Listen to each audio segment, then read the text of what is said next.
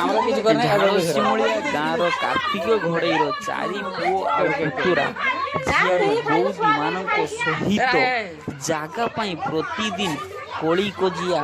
ତାର ସାନ ଭାଇ କଟ ଆଉ ତାର ବୋଉ ସହିତ ଭାଷା ଭାଷି ମାର ଦଙ୍ଗା କରି ଘଡ଼େଇ ଦେଇଛନ୍ତି ଘରୁ। ଏହି କଥା ମା କିମ୍ବା ଗାଁର ୱାର୍ଡ ମେମ୍ବର ଆଉ ଜଣେ ବିଚାର ପୁଲିନ ବେହେରା ପାଖରେ ଯାଇ କହିବା ସତ୍ତ୍ୱେ ସେମାନେ ବୁଝିଲେ ନାହିଁ। ଫେର ପୁଣି ସେମାନେ କହିଲେ ତୁ ଏଠାରୁ ପଳେଇ ଯା, ତତେ ମାରୁ ଦରକାର। ତ ଆପଣମାନଙ୍କର ଦୟା, ଆପଣମାନଙ୍କର ଇଚ୍ଛା, ହେ ମୋର ମିଡ଼ିଆ ଭାଇ, ହେ ମୋର ପୁଲିସ ଭାଇ, ଆପଣମାନଙ୍କର ଇଚ୍ଛାରୁ ଇଏ ଭଗବାନଙ୍କର ଦୟାରୁ ଏ ମଣିଷକୁ କେମିତି ବଞ୍ଚେଇ ରଖିବେ ଆପଣମାନଙ୍କର ଇଚ୍ଛା। ବର୍ତ୍ତମାନ ଏ କଳିଯୁଗର କି ଭଳିଆ ସଂଘର୍ଷ, କି ଭଳିଆ ମଣିଷ, ଆପଣ ଭିଡ଼ିଓ ନିଶ୍ଚୟ ଦେଖିବେ, ସେୟାର ନିଶ୍ଚୟ କରିବେ ଆଉ ନିଶ୍ଚୟ ବୁଝିପାରିବେ।